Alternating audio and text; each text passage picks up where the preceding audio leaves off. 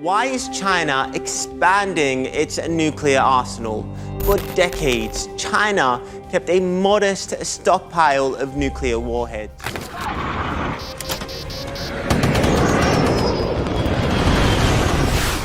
China says it has fired an intercontinental ballistic missile into the Pacific Ocean. Now, this is Beijing's first such test in over 40 years. Aircraft carriers are the backbone of any powerful navy, and protecting them is a top priority for the United States. While adversaries like China have developed so-called aircraft carrier killers, the U.S. Navy has been working relentlessly to stay ahead of the threat.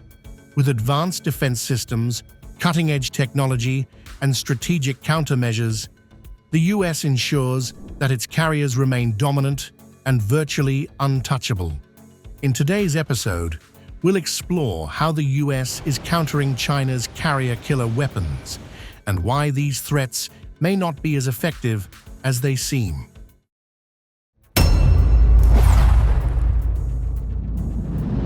The U.S. aircraft carriers, long a symbol of American military might, are facing growing threats from China's anti-ship ballistic missiles, specifically the DF-21D and DF-26B. These missiles are designed with a clear purpose: to target and potentially sink these massive vessels that have been pivotal to U.S. military strategy for decades. The loss of even one aircraft carrier would be catastrophic, potentially reshaping naval warfare and calling into question the continued viability of these supercarriers in modern conflicts, especially against an uprising adversary like China. While carriers remain central to U.S. power projection, their vulnerability to advanced missile systems could prompt a significant reassessment of their role in future warfare. In military planning, numerous hypothetical scenarios must be considered, such as how and where an enemy might strike, and more importantly, how a potential foe's weapon systems can be countered. It's almost certain that America's adversaries have considered how to hit and sink an aircraft carrier, and equally certain that U.S. Navy officials have spent countless nights worrying about such an unthinkable event. The sailors of the United States Navy must perform perfectly every time, while an enemy only needs to get lucky once. This stark reality is well understood by the sailors serving in the Red Sea, who face missile and drone strikes launched by Houthi rebels operating in Yemen. To date, the U.S. Navy has maintained a perfect record, countering every missile fired at its warships. This success is largely due to the superior air defense systems operated by the U.S. military personnel. However, in a conflict against China, the odds could shift dramatically. 3 decades ago, China introduced the DF-21D, Dongfeng-21, CSS-5, a medium-range, road-mobile ballistic missile described as the world's first anti-ship ballistic missile, ASBM, or carrier killer. This missile, designed to replace the obsolete Dongfeng-2, CSS-1, was China's first solid-fuel road-mobile missile using solid propellant. It can deploy a 600-kilo payload with a minimum range of 500 kilometers, 311 miles, and a maximum range of 2,150 kilometers, with a likely maneuverable warhead and an accuracy of 20 meters CP, stands for circular error probable. Over the years, Beijing has developed multiple variants of the DF-21, including the dual nuclear conventional capable DF-21C and the anti-ship ballistic missile DF-21D. In 2016, the U.S. Department of Defense revealed that it believed a new nuclear variant, the DF-21E CSS-5 Mod 6, was also being produced. While the DF-21D poses a significant threat near China's home waters, Beijing has developed another missile that could jeopardize warships throughout much of the Indo-Pacific region, the DF-26B Dongfeng-26. This road-mobile, 2-stage solid-fueled intermediate-range ballistic missile was first unveiled during a military parade in September 2015. With a reported range of 4,000 kilometers to 485 miles, the DF-26B can be used in both conventional and nuclear strikes against ground and naval targets. Its mobile launcher can carry a 1-200 to 1-800 key nuclear or conventional warhead, making it a formidable weapon capable of striking targets as far away as Guam. The DF-26B has also been described as a carrier killer, designed to target the U.S. Navy's fleet of Nimitz and Gerald R. Ford-class nuclear-powered supercarriers.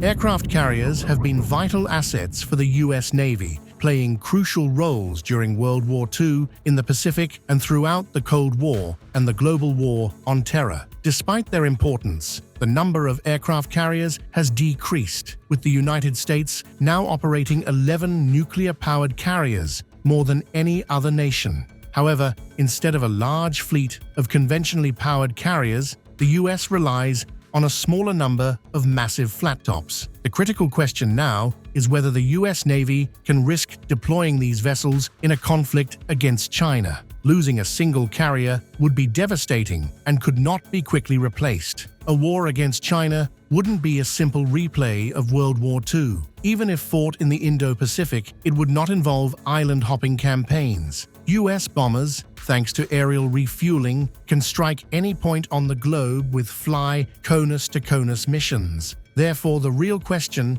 is whether aircraft carriers are still the weapons needed for a potential war with China. It is unlikely that such a conflict would be decided by a single decisive naval battle. Instead, it would likely involve stealth bombers, missiles, and potentially even nuclear weapons if the conflict escalated. Imagine the immense financial and strategic loss if a single U.S. aircraft carrier worth billions of dollars and carrying thousands of personnel were to be sunk by a Chinese missile. The sheer scale of such a disaster is almost unimaginable and would have profound implications for future military strategies and global power dynamics. Now you might be thinking, how would the sinking of a U.S. aircraft carrier affect global geopolitics and alliances? Would such an event lead to an escalation in conflict or prompt a re-evaluation of military tactics and international relations?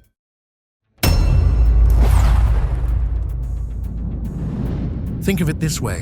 What if the future of naval warfare does not rely on large aircraft carriers, but instead on smaller, more agile vessels equipped with advanced unmanned systems? This shift could revolutionize military strategies and significantly alter the balance of power at sea. China's advancements in missile technology are not just limited to the DF-21D and DF-26B. The country has also been developing hypersonic weapons, which travel at speeds greater than Mach 5 and can maneuver during flight, making them extremely difficult to intercept. These hypersonic missiles could pose an even greater threat to aircraft carriers and other large naval vessels, further complicating the U.S. Navy's strategic calculations. In the face of these challenges, the U.S. Navy continues to innovate and adapt. One area of focus might be the development of new platforms and technologies